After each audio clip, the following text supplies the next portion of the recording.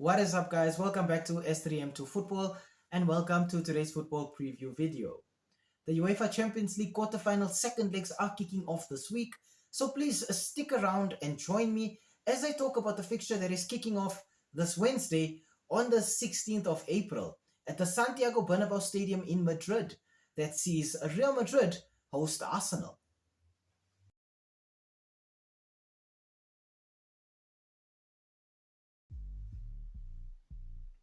We start off today's video with the home side here being Real Madrid.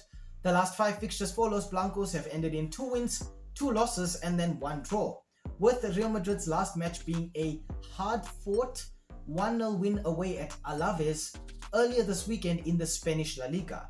And in these last 5 fixtures, Carlo Ancelotti's team have scored 9 goals but managed to concede 11. The first player I have to talk about for Real Madrid has got to be top scorer French centre-forward Kylian Mbappe. In 48 appearances, Mbappe has 32 goals and 14 assists. Mbappe is not your typical centre-forward. He's a goal poacher who manages to combine his goal-scoring ability with phenomenal pace and blistering speed to be able to slice the opposition defense apart in seconds.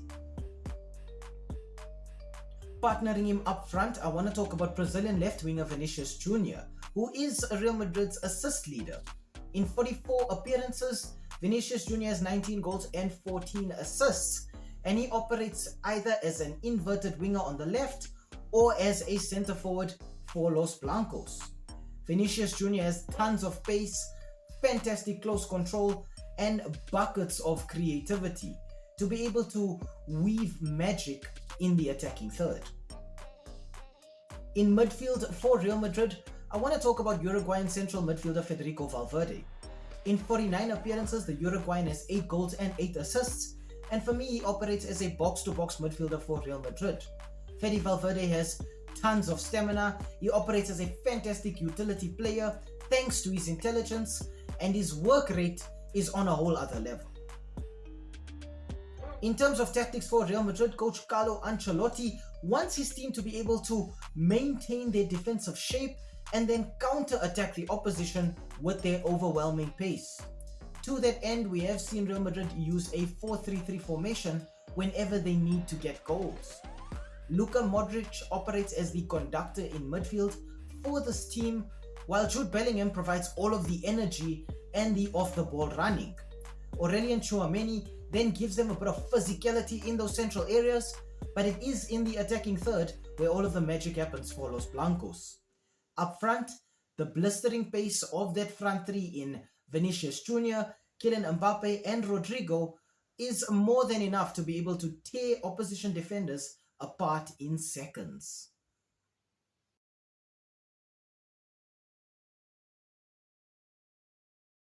Okay, on to the away team. Now, for Arsenal, the last 5 fixtures for the Gunners have ended in 3 wins and 2 losses, with Arsenal's last match being a 1-1 draw at home against Brentford in the English Premier League earlier this weekend. And in their last 5 fixtures, Mikel Arteta's team have scored 8 goals and conceded just 3. The first player I have to talk about for Arsenal has got to be English right winger Bukayo Saka. He is this team's assist leader with 14 assists and 10 goals in 28 appearances. Bukayo Saka operates as an inverted winger on the right for Arsenal, and he uses his speed and his dribbling ability to just be able to influence how his teammates actually approach the game. In midfield for the Gunners, I want to talk about Norwegian attacking midfielder Martin Odegaard. In 36 appearances, Odegaard has 5 goals and 8 assists, and he operates as the central playmaker for Arsenal. Martin Odegaard is blessed with phenomenal vision, incredible passing range and accuracy, and the composure and patience to be able to slowly break an opposition defense down. Sticking with the midfield contingent for Arsenal, I want to talk about English central midfielder Declan Rice. In 44 appearances, he has 7 goals and 9 assists, and he operates as a box-to-box midfielder in the setup. Declan Rice has buckets of stamina, and he uses this coupled with his work rate to constantly be running for his team. He's also proven to be a phenomenal utility player for this team, able to operate pretty much anywhere in those central areas of midfield for his team. Tactically, for Arsenal, coach Mikel Arteta wants his team to be able to control the game with a possession style of football, keeping their shape, and then using their phenomenal pace out wide to just counter-attack the opposition every single time. To that end, we have seen this team lining up in a 4-3-3 formation. For Arsenal, in midfield, Jorginho supplies the aggression, Martin Odegaard provides the killer pass, while Declan Rice is constantly using his movement to create space for himself and for others. Out wide, that's where all the creative genius is for this team. The creativity and speed of players like Bukayo Saka, Leandro Trossard, Gabriel Martinelli, and Ethan Nwaneri is constantly used to just hurt the opposition and keep defenders on the back foot.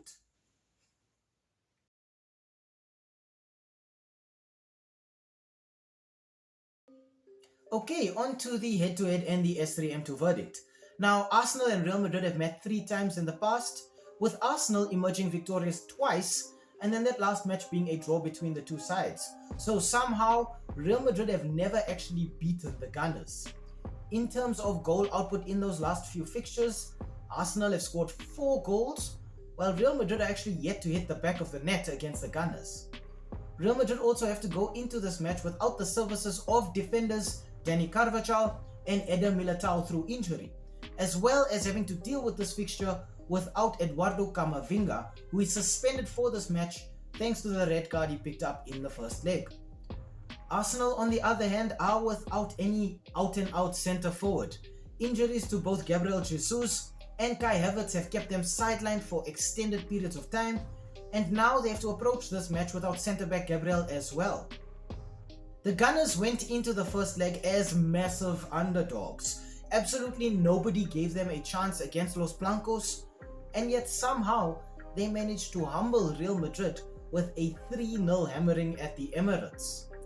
The fact that Real Madrid have never beaten Arsenal definitely plays a massive role in the psychological warfare going into this match. Real Madrid are still fully capable of big scorelines. This is a team where they can get goals from pretty much anywhere from the front line right up to the defenders. But I think the problem is not whether Real Madrid will score. The main question on everybody's mind is, will they be able to keep a clean sheet against Arsenal? Somehow in their last 5 fixtures, Real Madrid have managed to concede more goals than they scored, and that is a major red flag for this team. Carlo Ancelotti knows that on these European nights at the Bernabeu, his team want to go out there and put on the best possible performance that they can for their fans. It's actually expected of Real Madrid to win all of their home games in the Champions League, just because that is the level they've set for themselves over the last few seasons. I think Real Madrid are more than capable of scoring 3 goals or 4 goals against Arsenal, but I don't think they keep that clean sheet. I think the defense has looked far too leaky. I think they've managed to compensate for it by just scoring massive amounts of goals. But Arsenal actually proved that if you take a patient approach to the game against Real Madrid, if you are defensively solid, you can shut them out and you can actually hit them using their own smash and grab tactics. I think Real Madrid actually played pretty decently in the first leg, but it was the fact that Declan Rice was able to conjure up 2 moments of magic from dead ball opportunities that sealed the deal for Los Blancos. I think Real Madrid are capable of still turning this fixture around, but I think as long as they keep conceding goals, as long as the defense looks as leaky as it does, they're going to have problems. Real Madrid have really been pulled out of the fire this season by goalkeeper Thibaut Courtois, but there is only so much that one player can do to keep his team in the competition. I do think that Arsenal are not safe in this fixture right up until the final whistle, even though they go into this one with a 3-0 advantage. Real Madrid are the kind of team that can score 3 goals in the last 15 minutes of a game, and I think at the Bernabeu, it is more than likely that we will see goals for Los Blancos. But I think despite the amount of goals that Real Madrid score, that defense will end up being their undoing, and they did let things get rather messy for them in that first leg. It does mean that they have a lot of work to do here, and they have to approach the game with an offensive mindset, which will leave them leaky and exposed at the back. And a team like Arsenal just waits for those moments where you make those mistakes or where you commit too many players forward. My scoreline for this one is going to be Real Madrid 3, Arsenal 1. I think Real Madrid win, but I still think that the Gunners have more than enough in the tank to see this one over the finish line and waltz into the semi-finals.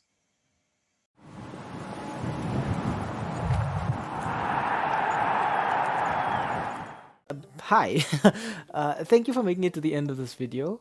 We really appreciate the watch time and the fact that you took some time out of your day to spend it with us talking about the sport that we all love. If you enjoyed the content, why not, drop a like down below or comment in the comment section.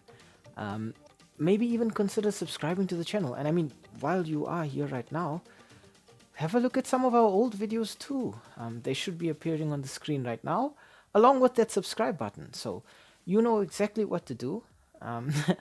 Thank you so much. It really helps with the YouTube algorithm. And have a great day out there. And we hope to see you again very, very soon. Thanks. Stay safe.